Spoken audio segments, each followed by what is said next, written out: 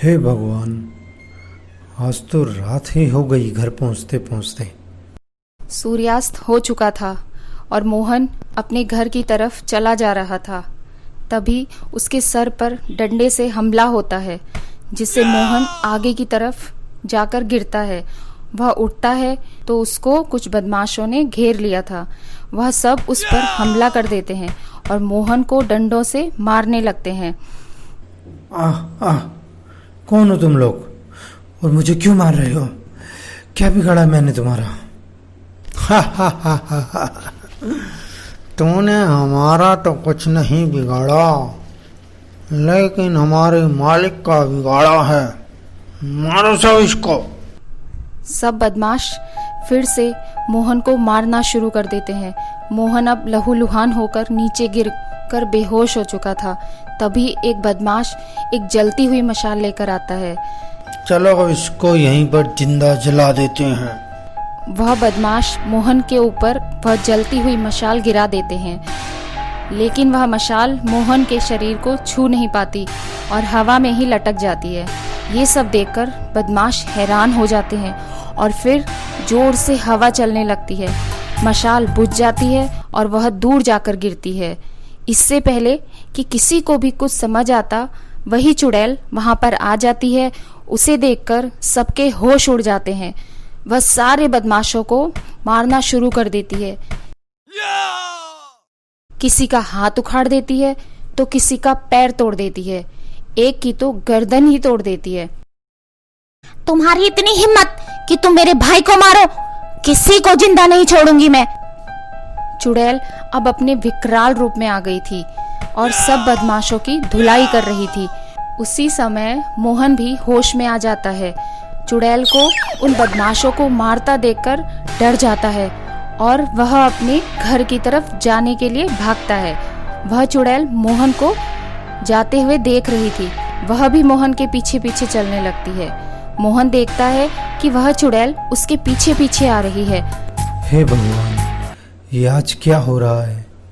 पहले वे बदमाश मुझे मारने लग गए और अब ये चुड़ैल कहाँ से मेरे पीछे पड़ गई? मोहन और तेजी से दौड़ने लगता है। तभी एक आवाज आती है, जिसे सुनकर मोहन के पैर रुक जाते हैं। मोहन भैया, क्या अपनी बहन से नहीं मिलोगे? देखो, मैं मीना। कुछ पल पहले जो मोहन तेजी से भागता हुआ घर जा रहा था, अब उसके पैर वहीं रुक गए थे।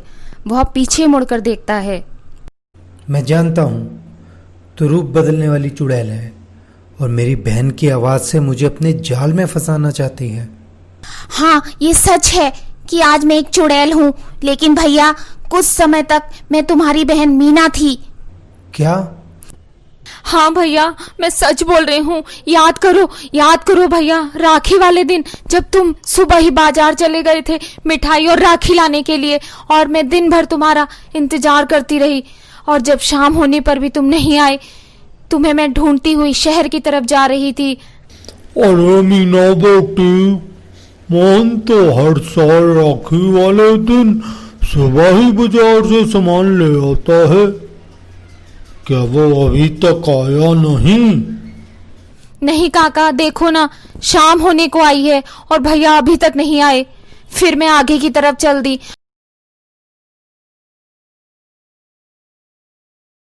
और तभी कुछ दूरी पर एक सुनसान जगह मैंने देखा। कुछ बदमाश आपको मार रहे थे। आप जमीन पर गिरकर बेहोश हो गए थे। फिर उनमें से एक बदमाश ने कुल्हाड़ी उठाई और आपको मारने के लिए आप पर हमला कर दिया, लेकिन तभी मैं बीच में आ गई और उस कुल्हाड़ी ने मेरी जान ले ली।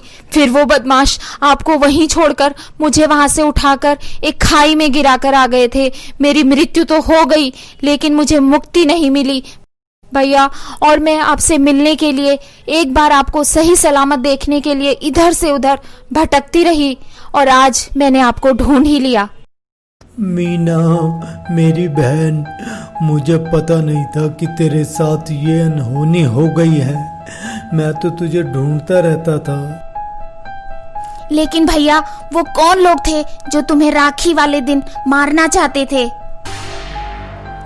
मीना, वो सरपंच के बदमाश थे और मुझसे जबरदस्ती हमारी जमीन हड़पना चाहते थे। क्योंकि उस जमीन पर वह अपनी दुकान खोलना चाहता था और मेरे मना करने पर उसने मुझे मारा। भैया अब आप चिंता मत करो, मैं आपके सारे दुश्मनों को इस धरती से खत्म करके और आपको सुरक्षित करके ही यहाँ से जाऊंगी। मैं उस सरपंच को जिंदा नहीं छोड़ूंगी। मीना मेरी बहन, आज से पहले एक उम्मीद तो थी कि मेरी मीना मुझे एक दिन जरूर मिल जाएगी, लेकिन अब तो वो उम्मीद भी खत्म हो गई।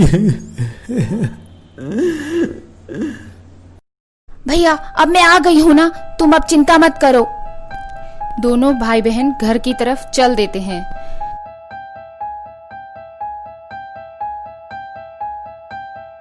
भैया माँ बापू के जाने के बाद आपने ही दोनों का प्यार मुझे दिया था और मेरे लिए आप रात दिन मेहनत करते थे कि आपकी बहन को कभी कोई तकलीफ ना हो। भैया आपने अपना फर्ज पूरा किया, अब मेरी बारी है। दोनों भाई बहन घर पहुंचकर बातें करते रहते हैं। अब सुबह होने को थी और वह चुड़ैल वहां से जाने लगती है। भैया कल उस सरपंच की आखिरी रात होगी। और वह चुड़ैल वहां से चली जाती है। मोहन भी घर के अंदर आराम करने चला जाता है। अगले दिन सुबह होती है और मोहन को उसके घर पर होने की खबर सरपंच के पास पहुंच जाती है। सरपंच सीधा मोहन के पास पहुंचता है और उसको वहां से भागने के लिए बोलता है। मोहन, तू फिर आ गया? लगता है तुझे अपनी जान प्यारी नहीं है। सरपंच, ये मेरे पिताजी की निशानी है और मैं इसको कभी नहीं छोड़ूंगा, तू चाहे जो कर ले। सरपंच गुस्से में वहां से चला जाता है। वह अपने बदमाशों के साथ बात कर रहा था, तभी वहां पर एक और बदमाश आ जाता है और जो रात को चुड़ैल की पिटाई से जिंदा बच गया था, वह बताता है कि कल रात एक चुड़ैल ने उसको बहुत मारा और बाकी साथियों की जान ही ले ली। सरपंच जी, मुझे लगता है इस मोहन ने किसी चुड़ैल को अपने वश में किया है और अब वो हमको मारने के लिए ही वापस आया है। अच्छा, तो इसलिए ये मोहन इतनी बातें कर रहा है। चलो फिर हम भी पहाड़ी वाले अघोरी बाबा के पास चलते हैं। बाबा को इन चुड़ैल और भूतों को अपने वश में करना आता है। सरपंच अघोरी बाबा की गुफा की तरफ चल देता है और कुछ देर में वह वहां पहुंच जाता है। गुफा में पहुंचकर एक अघोरी बाबा को प्रणाम करता है और सारी बात बता देता है। ठीक है सरपंच, मैं इस चुड़ैल को देख लूंगा, लेकिन तुम्हें मेरे लिए एक बलि का इंतजाम करना होगा मेरी सिद्धि के लिए। हो जाएगा बाबा, आप जब भी आदेश करेंगे। ठीक है, मैं आज रात को वहां पर आता हूं और उस चुड़ैल को काबू में करता हूं।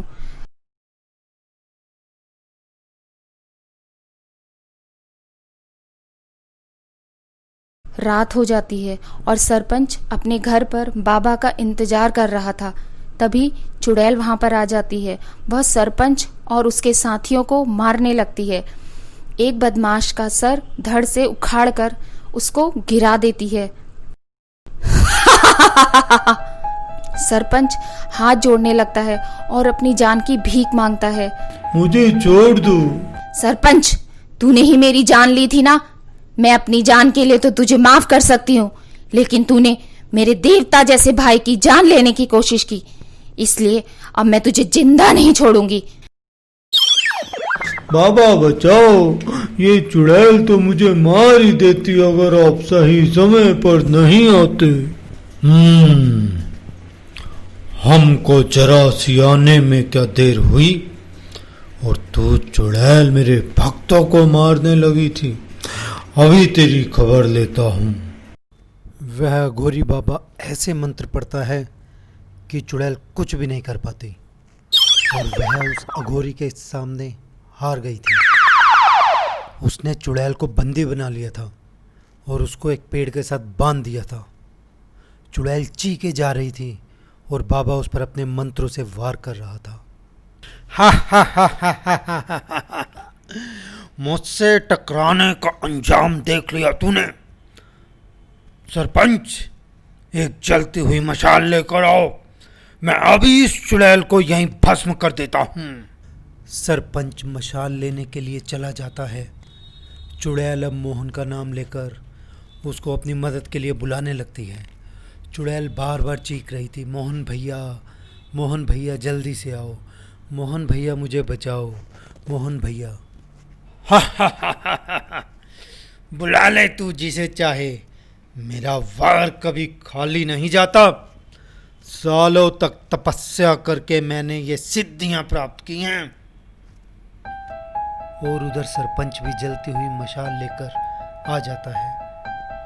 चुड़ैल अब उस बाबा की कैद में गिरफ्त हो चुकी थी, जहां पर अब उसके लिए कोई बचने का रास्ता नहीं सूझ रहा था। सरपंच ने मशाल उस बाबा के हाथ में दे दी। अब वह मशाल लेकर चुड़ैल की तरफ बढ़ने लगा, लेकिन तभी सामने से मोहन अपने हाथ में कुल्हाड़ी लेकर वहां आ जाता है। मैं तुम सबको जिंदा नहीं छोड़ूंगा। मीना, तुम फिक्र मत करना, मैं आ गया हूँ मेरी बहन। मोहन कुल्हाड़ी को छोड़कर मारता है, वो सीधा जाकर उस साधु के सीने में लगती है, जिससे वह उसी क्षण नीचे गिर जाता है। और साधु के गिरते ही उसको मंत्र शक्ति से चुड़ैल हो जाती है। वह सरपंच को पकड़ती है और उसको जान से मार देती है। कुल्हाड़ी का वार साधु भी ज्यादा देर तक नहीं सह पाता और वह भी मृत्यु को प्राप्त हो जाता है। मीना, तू ठीक तो है ना मेरी बहन? चुड़ैल ने सरपंच को मार दिया था। चुड़ैल मोहन से कहती है कि भैया अब तो आपके सारे दुश्मन खत्म हो चुके हैं, अब आप अपने घर पर आराम से रहिए, मैं भी चलती हूँ। बोलते ही चुड़ैल वहां से गायब हो